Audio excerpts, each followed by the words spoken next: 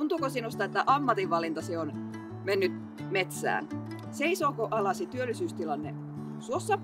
Jos näin on, niin ei mitään hätää, sillä Gemmo-hanke etsii uusia keinoja hyödyntää ehkä just sun osaamista ja kutsuu myös uusia tekijöitä metsä- ja maankäyttöalojen pariin. Tässä tulevassa lähetyksessä katsotaan, löytyisikö sieltä esimerkiksi just sun tilanteeseen sopivia koulutuksia. Ei anneta vihreän siirtymän pysäyttää meitä. Mä tuun ihan justiin. Tää ei nyt suo minun lähteä.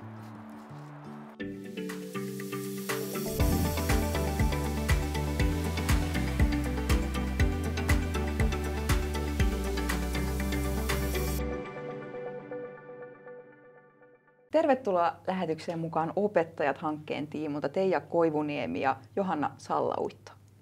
Hei hei. Jos sinulla on mielessäsi jotain kysymyksiä tähän aiheeseen liittyen, niin voit esittää niitä streamin yhteydessä olevan chat-ikkunan kautta. Chatista löytyy hankkeen projektipäällikkö Tarja sekä myös Teija ja Johanna ovat siellä vastaamassa niihin sinun kysymyksiisi kirjallisesti. Tänään aiheenamme on Gemmo, joka on EU:n osarahoittama kehittämishanke. Teija, mikä on tämän hankkeen tavoite? Tämä on koulutushanke ja osaamisen kehittämishanke. Tämä Gemmo tulee semmoisesta sanahirviöstä kuin kestävän maankäytön ja metsätalouden osaamisen ja koulutuksen kehittäminen Etelä- ja Keski-Pohjanmaalla. Eli tämä on niin kuin laaja hanke. Tässä on mukana myöskin Etelä- ja Keski-Pohjanmaa. Ja tämä on tosiaan semmoinen, että me pilotoidaan maankäyttö- ja metsäalan koulutuksia sekä toisen asteen että sitten ammattikorkeakoulun yhteistyönä. Eli tässä on mukana molemmat asteet ja tämä on tämmöinen, missä on verkkokoulutuksia ja tarkoituksena on lisätä osaamista liittyen tähän maankäyttö- ja metsäalaan, koska täällä on työvoimapuulla, tarvitaan uusia työntekijöitä, uusia tekijöitä alalle. Hanke sisältää tosiaan työntekijä- ja toimihenkilötason koulutuksia, niin kuin tuossa juuri äsken kerroit. Johanna, kenelle nämä alan koulutukset ovat tarkoitettu? No, nämä koulutukset on ensisijaisesti turvetuotannossa olleille yrittäjille ja työntekijöille. Ja sitten sitä kautta, jos on tällaisia syrjäytymisvaarassa olevia nuoria, niin heille ennen kaikkea. Sitten tässä turvesektorillahan on mukana erilaisia toimijoita, konsultteja ja toimihenkilöitä ja niin edelleen myös heille. Yleensä ottaen henkilöille, joita kiinnostaa metsäala, vaikka sitten uudelleen kouluttautua tai sitten toimii jo metsäalalla ja haluaa sitten sitä kautta niin kuin itselleen täydennyskoulutusta, niin tällaisille henkilöille. Ja myös maahanmuuttajat, jos he on alasta kiinnostunut tai heillä on sitten niin kuin alasta olemassa olevaa koulutusta. Ja sitten se, että heidän kohdallaan sitten edellytetään suomen kielen osaamista. Kyllä. Koulutukset eivät ole kokopäiväisiä ja ne toteutuu verkossa, niin Johanna, millaisissa poikkeustilanteissa osallistujan läsnäoloa kuitenkin sitten taas vaaditaan?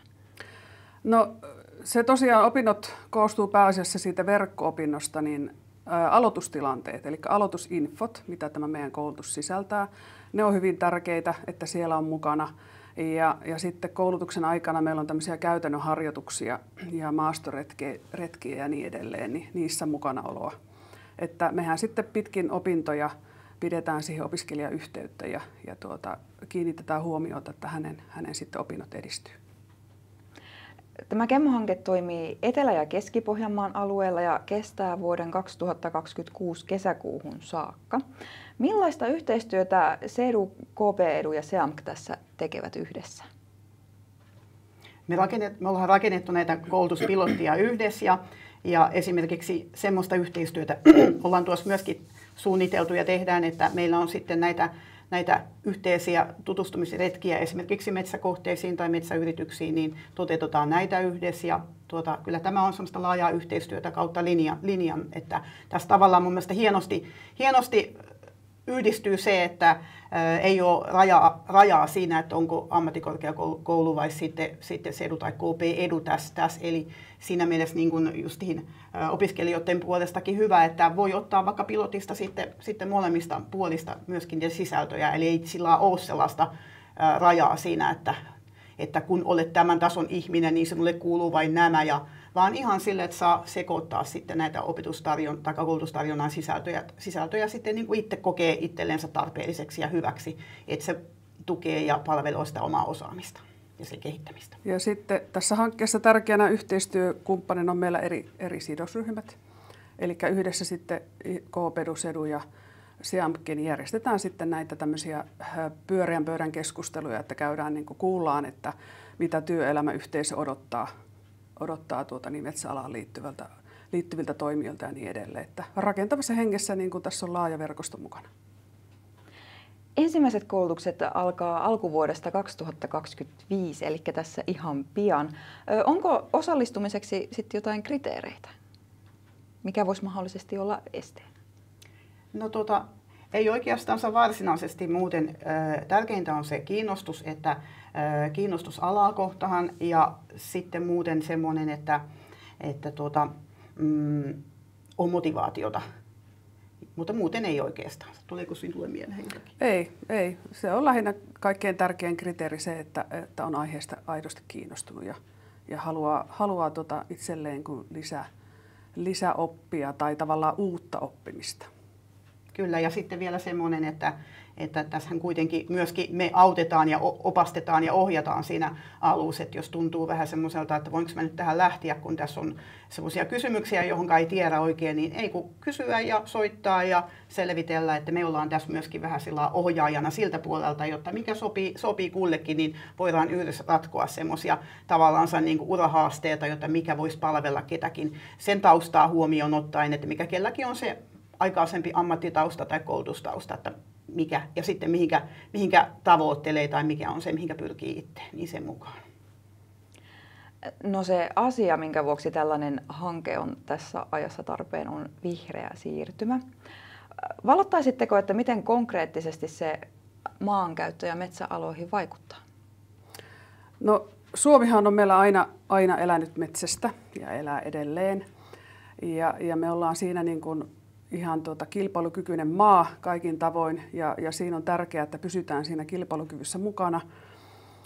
Vihreä siirtymä lyhyesti sanottuna tarkoittaa sitä, että metsähoidollisesti huomioidaan luontoarvoja, vesien suojelua esimerkiksi ja niin edelleen. Ja pyritään siihen, että meillä pysyisi tämmöinen huoltovarmuus. Se on ehkä nyt kaikkein tärkein tällä hetkellä. Ajateltuna maailmantilannetta, niin huoltovarmuus on se yksi tärkeä tekijä.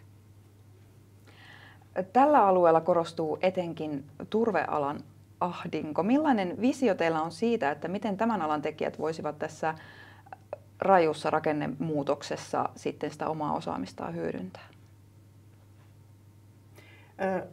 Konepuolella tarvitaan myöskin tekijöitä ja osaajia ja näillä tämän alan harjoittajilla on jo olemassa olevaa osaamista hyvin ja esimerkiksi kun puhutaan näistä ennallistamisista, eli sitä, jotta entisiä turvetuotantoalueita muutetaan uuteen muotoon ja muut jälkikäyttömuodot myöskin sen ennallistamisen lisäksi, niin näihin töihin esimerkiksi tarvitaan osaajia ja tekijöitä ja näillä yrittäjillä monesti on jo riittävä osaaminen näihin ja pienellä päivityksellä sitten siihen niin pääsee aika hyvin ja sitten tässä hankkeessa vielä ja tässä koulutuskokonaisuudessa on tietysti se hyvä puoli, että tässä tulee myöskin se tietynlainen verkosto, eli pääsee niihinkin mukaan ihan kaikillekin, että mä näen senkin tosi tärkeänä. Turvetyöntekijöillä, yrittäjillä on jo vahva tämmöinen koneellinen osaaminen. Sen hyödyntäminen sitten tässä puunkorjuussa ja suometsien puunkorjuussa ennen kaikkea, että se on niin kuin hyvä, sanotaanko lähtökohta jo, että sitä koneellista osaamista löytyy, perustaitoja löytyy ja sitä kautta, kun tuossa aikaisemmin sanoin sitä huoltovarmuutta, niin ennen kaikkea tähän turvemaiden puunkorjuuseen ja suometsien puunkorjuuseen niin tarvitaan niitä osaajia, niin tämä on niin kuin hyvä lähtökohta sille. Joo, se on nimenomaan semmoinen, että siinä on hyötyä sitä aikaa semmoista ammattiosaamisesta jo ja siinä on jotain uusia juttuja, jotka helposti on sitten omaksuttavissa. Joo. Teidän mukainen muutos mahdollistaa kuitenkin myös sen ennallistamisen, niin mitä tämä käytännössä tarkoittaa? Se tarkoittaa sitä, että meillä on näitä turvetuotantoalueita, jolle mietitään, ja tietysti sitten myöskin suometsiä, jossa voidaan miettiä sitä, että palautetaan se alue sellaiseen muotoon, mitä se joskus on ollut. Se voi olla tosiaan sitä ojien umpeen laittamista tai muuta tämmöistä näin. Ja sitten ennallistaminen on yksi tällainen jälkikäyttömuoto. Niitä on monia muitakin ja niistä sitten myöskin tässä koulutuksessa lisää kuuluu. Johanna, kuinka paljon vihreä siirtymä on näissä teidän koulutuksissanne läsnä? Ihan kaikissa. Kaikissa koulutuksen eri muodoissa otetaan huomioon eri tavalla, riippuen koulutuksen aiheesta, mutta hyvin vahvasti läsnä. Puhutaan seuraavaksi niistä tarjolla olevista koulutuksista ja mennään vähän niihin sisältöihinkin, mutta käydään sitä ennen kurkistamassa näihin koulutuksiin sedun saattelemana.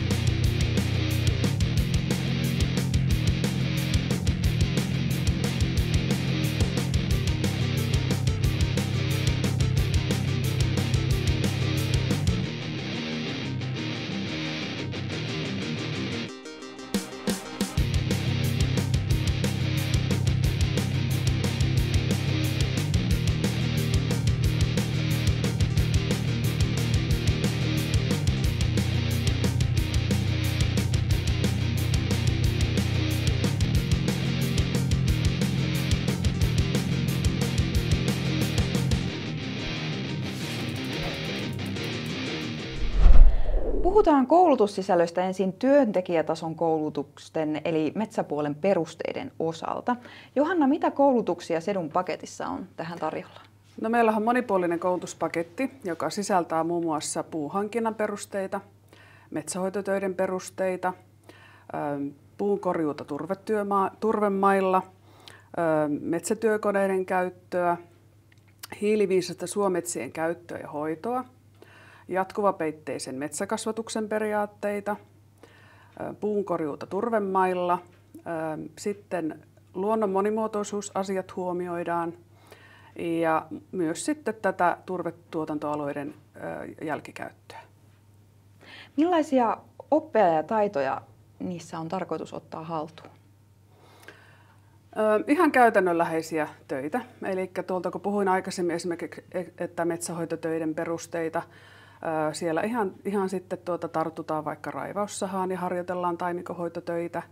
Puhuin puunkorjuusta turvemailla, harjoitellaan simulaattorilla ensin puunkorjuuta, sen jälkeen maastossa käytännön harjoituksia ja niin edelleen.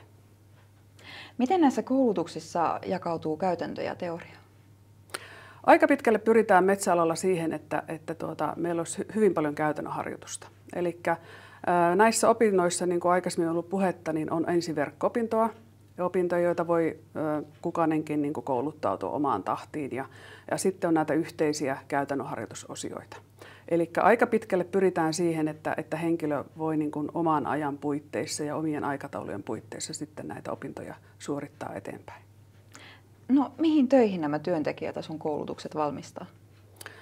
No, tuossa aikaisemmin olen jo puhunutkin jotakin, että esimerkiksi sinne puunkorjuuseen, turvemailla tai suometsien hoitoon, ihan tämmöiseen, sanotaanko, että koneelliseen puunkorjuuseen.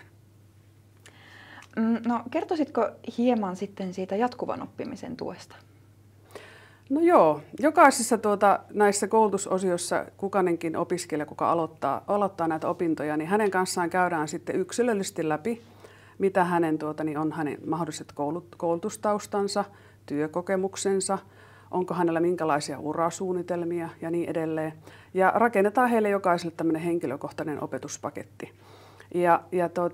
Tätä koulutukseen osallistujia ei missään vaiheessa jätetä yksin, vaan hänen kanssaan on sitten tosiaan se aloitustilanne ja sitten pitkin opintoja sitten hänen pidetään yhteyttä ja tuetaan sitä opintojen edistymistä Ja myös se, että jos siellä on siellä opiskelussa sitten jotakin tämmöistä erityisen tuen vaatimuksia tai muuta, niin ne huomioidaan sitten, että jokaiselle räätälöidään semmoinen oman näköinen paketti. Puhutaan sitten seuraavaksi niistä toimihenkilötason koulutuksista. No sitten Teija, puhutaan metsätoimihenkilön koulutuksista. Mitä SEAMKin puolesta tähän löytyy? Meillä löytyy melko lailla samantyyppisiäkin kokonaisuuksia, mitä tuossa äsken Johanna kertoi, ja sitten sen lisäksi vielä vähän jotain muuta lisäksi. Erona tämä toimihenkilötason lähestymistapa näihin, että esimerkiksi meillä lähtee ihan samalla tavalla, vähän kuin Johannallakin oli tästä metsien hoidosta, eli meillä on tästä niin kuin kestävyys ja luontoarvot huomioivaa metsien hoitoa, koska tämä on nyt semmoinen, mikä on tällä hetkellä tapetilla keskustelussa tosi paljon, ja tämä on meillä oikeastaan rakennettu tuossa jo pitkän aikaa sitten ennakoiden vähän tätä, että mitä tässä tulee tapahtumaan, eli niin ajankohtainen asia kuin olla ja taitaa. Sitten tuo, mistä äsken vähän jo sivuttiinkin sitä turvetuotantoalueiden sitä kestävää niin kuin jatkokäyttöä myöskin, eli mikä on sitten se näiden käytöstä poistettujen alueiden seuraava muoto, ja sillä lailla ajatellen tietysti, että jos mahdollista, niin talous huomioon ottaen, eli siitä vähän sitten tulisi eurojakin, niitä vaihtoehtoja tuossa. Sitten ihan puuhankintaan, siihen puukauppaan, ja näissä kaikissa on lähestymiskulmana sellainen toimihenkilötaso, eli tämä olisi nyt siihen puukaupan hoitamiseen sillä tavalla, että vaikka puun hankkijana tai tämmöisenä näin. Ja sitten tulee metsäsuunnittelusta, metsätietojärjestelmistä. Siinä on nykyään aika paljon tekoälyäkin mukana, ja sitten meillä on tosi paljon kaikkia näitä erilaisia suunnitteluohjelmia, ja sitten karttaohjelmistoja löytyy tosi paljon. Täällä on meillä aika lailla pystyy katsomaan puukohtaisesti melkein, että mitä mettässä kasvaa tuolta karttajärjestelmistä sähköisistä. Ja sitten nämä energiaratkaisut, uusiutuva energia. Mehän ollaan nyt siirtymässä fossiilisista polttoaineista pois, ja me ollaan huomattu nyt, että tuulimyllyjä ja aurinkovoimaloja tuonne maakuntahan tulee jatkuvasti. Ja myös nämä on yksi sellainen, ja tietysti kaikki muukin, mikä liittyy energiaan. Ja nämä voi olla nämä esimerkiksi turvetuotantoalueet, mikä on käytöstä poistettuja, niin siellä saattaa olla, että niissä on sitten tulevaisuudessa tuulimyllyjä tai sitten aurinkovoimaloita, niin kuin nytkin jo on. Niin tämä energiapuoli tämä kehittyy jatkuvasti, eli siihen sitten osaamista myöskin. Ja sitten yrittäjyysasia. Yrittäjyyshän on sellainen, mikä todennäköisesti aika monella on jo turvetuottajathan on ollut yrittäjiä jo. Mutta sitten mitä muuta se yrittäjyys voi olla, niin siihen on myös oma kokonaisuutensa. Ja sitten myöskin tällaiseen niin kuin johtamiseen, henkilöstöjohtamiseen ja siihen työjuridiikkaan, mikä siinä on, niin myöskin siihen, koska nämä on monesti nämä toimihenkilöt sitten työnantaja roolissa myöskin niissä organisaatioissa, jos on vaikka jossakin metsäalan yrityksessä töissä hankintapuolella tai muussa tällaisessa vastaavassa. Sitten ruotsin kielikin on meillä yksi sellainen, koska me tehdään myöskin Rannikko-Pohjanmaan kanssa yhteistyötä, ja sieltäkin puukauppaa tehdään, ja on huomattu, jotta siinäkin olisi niin kuin vähän tarvista petrata sitä ruotsin kieltä, niin siihen on myös sellainen, ei mitään sellaista, että mennään nyt kauhean lujaa ja korkeatte, vaan sillä, että pärjää niissä tällaisissa arjen kommunikointitilanteessa sitten puukuljetuksissa ja kaupanteossa ja tällaisissa näin. Ja meillä on sitten vielä kehittämistehtävät, jos koko kokonaisuuden käy läpi, niin sitten on semmoinen, mikä sitten sovitaan kanssa sitten yhdessä, että siihen saa opastusta sitten. Eli tällainen jonkinnäköinen johonkin tietynlaiseen kohteeseen, vaikka joku suunnitelman tekeminen tai semmoinen. Mutta se rakennetaan sitten jokaisen opiskelijan kanssa sitten eriksensä, että mikä häntä palveloo, mikä olisi hänelle sellainen. Ja tietysti tässä kokonaisuudessa voi ottaa jonkun kokonaisuuden täältä, jotta suorittaa jonkun osan. Eli ei tarvitse kaikkia suorittaakaan. Se, mikä itseä palveloo ja mikä olisi itselle hyödyllistä ja hyvää, niin siihen ja nämä suoritetaan meillä nyt niin kuin kerran tässä tämän 1,5 vuoden aikana nämä kukin näistä kursseista. Et sitten kun lähtee mukaan, niin omaan tahtiin voi suorittaa ihan samoin niin kuin Johanna sanoi, niin meillä on samanlainen konsepti tässä meilläkin. Ja tehdään sitten muutenkin yhteistyötä sitten. Esimerkiksi justiin näissä, jos on jotakin tutustumisreissuja ja jos osuu aikataulut yhteen näiden kurssien toteutuksen kanssa, niin kuin ollaan yritetty suunnitella, niin tehdään sitten yhdessä niitäkin. Semmoista. No onko tässä sitten käytäntöä enemmän kuin teoriaa vai onko niin kuin näissä tämän tason koulutuksissa jo toisinpäin? No näissä on oikeastaan niin päin, että kyllä tämä on aika paljon teoriaa ja sitä omaehtoista opiskelua. Eli tosiaan se eka meetingi on Teamsin välityksellä ja sitten sen jälkeen omaehtoisesti omaan tahtiin saakaan suoritella näitä. Ja ihan niin kuin Johannakin sanoi, niin tässäkin on myöskin se, että ollaan kaiken aikaa tukena ja apuna ja voi miettiä vaikka sitä, että mikä palveluu itseä ja mitä kannattaa suorittaa, että saavuttaisi jonkun tavoitteen, mikä itsellä on ja mikä sopii siihen aikaisempaan osaamiseen ja semmoista. No jos mietitään ihan konkreettisia toimenkuvia, niin minkälaisia töitä voi lähteä näiden koulutusten jälkeen tekemään? No työnantajia esimerkiksi voisi olla metsänhoitoyhdistykset ja sitten erilaiset yritykset sekä puun hankinnassa, puun korjuus ja sitten tietysti ihan omana yrityksenä. Ja kunnissa tarvitaan tätä osaamista myöskin julkisella sektorilla. Ja mä sanoisin jopa näin, että mulla on vakaa käsitys siitä, että tulee uusia työnantajia myöskin tähän rintamahan, koska tämä on niin, tämä koko metsä- ja maankäyttöala, niin täällä tapahtuu niin isosti muutoksia. Toi energiateollisuus on yksi sellainen, energiapuolen yritykset ja muut vastaavat. Eli vaihtoehtoja on ja on oikeastaan semmoinen, mihin tulevaisuudessa tapahtuu aika paljon varmasti. Semmoisia niin kuin työn tekijän kannalta positiivisia asioita. Eli mun mielestä nyt on juuri hyvä aika hypätäkin tällaisiin koulutuksiin mukaan, koska nyt sitten ne, jotka ekana saa näitä osaamisia, niin on sitten etulyöntiasemassa siinä, kun ruvetaan sitten työntekijöitä etsimään, koska nyt jo on työvoimapula tälläkin hetkellä. Esimerkiksi monissa yrityksissä on se tilanne, että kasvua ja kehittämistä haittaa jo se, että ei löydy sitä osaavaa ihmistä, jonka pystyisi heti ottamaan töihin. No kun on se työntekijätaso ja sitten on tämä toimihenkilötaso, niin kenelle tämän tason koulutukset nyt olisi nimenomaan optimaalisia?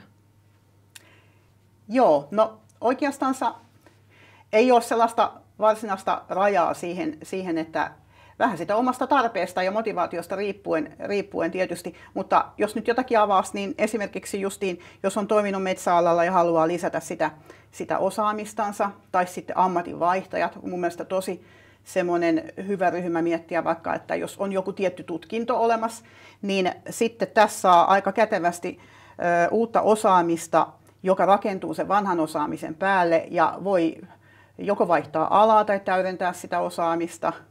Esimerkiksi tässä on nyt tullut jo itsellekin muutamia kyselyjä, ihan sote-alaltakin joku on miettinyt näitä, tai sitten esimerkiksi sanotaan nyt tämmöinenkin tilanne, että jos on vaikka ammattikorkeakoulutason tutkinto joku muu, niin silloin aika pienellä opiskelulla, kun päivittää tämän metsäpuolen osaamisen siihen päälle, niin pystyy lennosta vaihtamaan sillä lailla alaa ja hyppäämään ammattikorkeakoulutason työtehtäviin sillä lailla suoraan. Vaikkapa nyt esimerkiksi tradenomikoulutuksen omaava tai sitten joku muu insinöörikoulutuksen omaava tai maatalouspuolen ihmiset on tietysti semmoinen, jolla on jo tosi paljon osaamista ja sitä hiljaista tietoa, joka on täysin siirrettävissä tähän sitten. Eli sanoisin oikeastaan, että vaihtoehtoja on niin paljon, että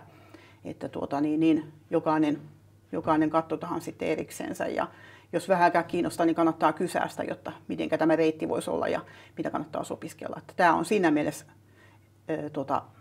monia mahdollisuuksia. No puhuit siitä hiljaisesta osaamisesta, niin voisiko tämä olla ratkaisu myös siihen, että jos on paljon käytännön osaamista, jos on tehnyt työuran siellä työntekijätasolla ja sitten alkaa vaikka oma fysiikka vähän jo reistailemaan ja pettämään eikä pysty tekemään enää niitä käytännön töitä niin paljon, niin onko sellaiselle henkilölle hyvä vaihtoehto siirtyä sitten sinne toimihenkilötasolle? Kyllä se on, ja kun me puhutaan tänä päivänä siitä, että työuria pitäisi pidentää ja sitten puhutaan tästä elinikäisestä oppimisesta, josta mä käytän nimitystä elinkautinen oppiminen, niin nämä on kaikki semmoisia, jotta ehdottomasti hyviä. Ja aina vain enempi mun mielestä siirretäänkin sitä roolia niin, että työntekijän työntekijä joutuu itse miettimään sitä, että mihinkä mun terveys ja kunto riittää ja mikä olisi sitten se, millä mä päivitän sitä osaamista niin, että mä pystyisin vielä työelämässä olemaan mukana. Ja kun ikää tulee lisää, niin riippuen ammatista, niin tietynlaista rajoituksia saattaa tulla. Niin tämä on tosi hyvä vaihtoehto siihen justiin, niin kuin kerrot. Toi on oikein hyvä esimerkki siitä, että pystyy vaikka jatkamaan alalla, mutta eri työtehtävissä ja hyödyntää sitä käytännön kovaa osaamista siihen, että neuvoo sitten muita ja on siellä toisella puolella. Halutessaanhan nämä kaikki koulutukset voi suorittaa ihan niin kuin sieltä työntekijätasolta toimihenkilötasolle asti, sellaisena niin kuin koko pakettina, mutta räätälöidäänkö niitä sitten aina tapauskohtaisesti sen osallistujan osaamisen mukaan? Joo, kyllä tässä on vahva eetos mukana sillä lailla, että autetaan kaikkia niin, että saa semmoisen, mikä sitten palvelisi myös itseä, sitä omaa urakehitystä ja omaa urasuunnittelua, että näistä olisi ihan oikeasti aitoa hyötyä sitten ihmisille, niin se on tässä niin kuin, koska tässä on kumminkin tässä koko hankkeessa isona ajatuksena semmoinen, että vahvistetaan sitä ihmisten pysymistä tässä rakennemuutoksen kelkas mukana niin, että kukaan ei jää sinne ulkopuolelle, jos se vain on mahdollista. Niin tämä on justiin vastaus siihen. Summataan tämä paketti nyt vielä siihen, että miten sinä voit osallistua näihin koulutuksiin. No niin, ja tervetuloa takaisin Johanna. Kiitos.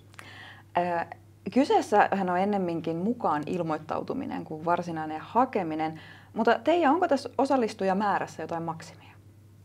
Ei ole. Kyllä se sellainen on, että kaikki otetaan vastaan, ketkä tulee, ja se on sitten vain meidän työpanos lisääntyy siinä, mutta se on positiivinen ongelma, jos otetaan ilolla vastaan, jos näin käy. No niin, lähdetään etsimään positiivisia ongelmia. Joo. No tuleeko hakiessaan jo tietää, että mitkä koulutukset omalle kohdalleen sopivat ja mistä aloittaa? No ei sillä lailla varsinaisesti. Kyllä kannattaa esimerkiksi ottaa yhteyttä ja vaikka jos vähänkään miettii sitä, että mikä voisi olla, niin voidaan yhdessä pohtia ja miettiä sitä. Justiin siihen nähdä, että mikä itsellä tavoite on, niin sen mukaan. Ja näin. Johanna, kuinka tärkeäksi kohderyhmäksi sinä koet nuoret? Kyllä, erittäin tärkeä kohderyhmä. Metsäala on ala, joka tarvitsee osaajia. Ja se on edelleenkin tulevaisuuden ala ja tärkeä yksi toimintaketju meidän tässä kaikessa tekemisessä, että ennen kaikkea nuoria, jotka niin kuin miettii tällä hetkellä vaikka, että mikä olisi se mun juttu tai mitä mä rupeisin niin kuin tässä nyt tekemään tai kouluttautumaan, niin nämä meidän erilaiset koulutuspaketit antaa hyviä semmoisia alkusysäyksiä ja siinä voi niin kuin osallistuessaan sitten miettiä, että onko tämä mun juttu ja mitä mä voisin tehdä ja sitten näiden koulutuksen jälkeen sitten vaikka miettiä sitä jatkokoulutusta, jos aiheet enemmän kiinnostaa. Ja varmasti löytyy niitä sellaisiakin tilanteita, että on vaikka perheyritys ja sitten sieltä on jo nuoresta asti ajatellut, että tuossa on se minun tulevaisuus. Kyllä. Ja sitten, että tämän mainitun vihreän siirtymän myötä on ehkä tullut vähän toisiin ajatuksiin, että voiko tuosta sittenkään sitä uraa urjeta. Niin... Kyllä. Ja meillä niin kuin tämä turvetuotantohan nyt yleensä ottaen ollut aina niin, että se on niin kuin koskettaa koko perhettä. Että siinä on koko perheyrittäjyys ollut mukana aina tavalla tai toisella. Ja voi olla niin, että siellä on se nuori, että se on käynyt sen peruskoulun ja sen jälkeen sitten ollut vaan siinä perheyrityksessä töissä ja miettii, että mitä nyt. Niin tämä on semmoinen yksi vaihtoehto, minkä kautta voi ruveta niin kuin hakemaan ja miettimään, että mitä tulevaisuus toisi tullessaan, koska kyllä sillä nuorellakin, jos ajatellaan, että se on ehkä se koulutus jäänyt niin kuin vaikka nyt sinne peruskoulutasolle, niin kyllä nuorellakin kuitenkin se on semmoinen käytännön tekijä, että turvetuotantohan ei ole voinut tehdä, jos ei hallitse koneiden käyttöä ja ole semmoinen niin kuin pellepeloton tavallaan, että sieltä kautta niin kuin se kädentaidot on jo olemassa, niin sitten niiden hyödyntäminen, niin sitä kannattaa niin kuin miettiä. Eli kohderyhmä on todella laaja, ihan jo sieltä niin kuin yrityksistä ja työnantajista sinne yksilötasolle ja sitten vielä tämä ikähaarukka. Niin. Kyllä. No otetaan sitten lopuksi vielä ihan yhteisesti, että miksi nyt ehdottomasti kannattaisi hyödyntää näitä koulutuksia ja hakea mukaan. Molemmilta ajatuksia, jos jää toiselta täydennettävää. No nyt on tietysti aika siinä mielessä otollinen. Tämä hanke alkaa tosiaan pyöriä näiden koulutuksen osalta ensi vuoden alusta. Eli tässä on hetken aikaa vielä aikaa selvitellä ja kysellä ja pohtia asioita omassa mielessään. Ja sitten se, että nämä on semmoisia asioita, että nämä kaikki kaikki on nyt tällä hetkellä, tässä hetkessä tapetilla ja näitä kehitetään ja suunnataan tulevaisuuteen niin, että tällä osaamisella on tulevaisuudessa kysyntää. On nyt jo, mutta tulevaisuudessa kasvaa vielä enempi, että meillä tarvitaan todella paljon tulevaisuudessa näitä osaajia. Ja niin kuin tuossa mainittiin senkin, että varmasti tulee myös uusia ammatteja, joissa tarvitaan näitä osaajia. Eli siinä mielessä, jos miettii sitä, että kuinka voi näppärästi uudistaa sitä omaa osaamistansa vastaamaan työelämän tarpeisiin, koska siinähän on 2 asiaa yleensä mietittävänä, että minkälaista osaamista työelämä tarvitsee, että minä työllistyisin, jos ei töitä ole, ja sitten se, että mikä itseä kiinnostaa. Ja se motivaatio yleensä lähtee myöskin sitä merkityksellisyyden tunteesta, että mikä esimerkiksi näistä tuntuu itselle semmoiselta, jonka kokee merkitykselliseksi, niin se on hyvä aloittaa vaikka siitä. No joo, sitten tuossa kun puhuttiin niistä nuorista, niin huoli niiden nuorten kouluttautumisesta ja työllistäytymisestä niin on kuitenkin se ajan trendi. Eli me tarvitaan niin niitä tekijöitä ja osaajia. Ja esimerkiksi nyt vaikka sitten Sedu Ähtäriin valmistautuu meillä uusi kampus ensi syksynä. Päästään uusiin tiloihin ja siellä pystytään sitten tämän päivän teknologiaa ja kaikkia tämmöistä hyödyntämään, mikä varmasti sitä nuorta kiinnostaa. Että pyritään siihen, että pysytään ajan hermolla ja vastata sitten siihen työelämän tarpeisiin, että metsäala tarvii eri polkujen osalta, sanotaanko näin, niin tarvii osaajia. Että rohkeasti vaan mukaan. Kyllä, ja sitten vielä semmoinen, että tästä toimihenkilötason koulutuksista, niin näähän on rakennettu siltä pohjalta, että kun meillä ei metsätalousinsinöörikoulutusta enää näillä lakeuksilla järjestetä, ikävä kyllä, niin nämä koulutuskokonaisuudet on rakennettu siltä pohjalta, että mitä myöskin siellä on opiskeltu. Eli nämä antaa aika hyvän semmoisen osaamispohjan, jos kaikki pilotin nämä koulutukset käy, niin siltä osalta, jotta on se osaaminen hyvä. Tietenkään tästä ei tule nyt sitä niin kuin semmoista tutkintonimikettä, mutta eihän me nyt niin kuin sillä tittelillä tai tällaisella töitä tehdä, vaan niillä osaamisilla ja taidoilla. Ja alan yritykset ja työnantajat tiedostaa ja ymmärtää tämän, ja hekin tietää sen, että osaajia tarvitaan.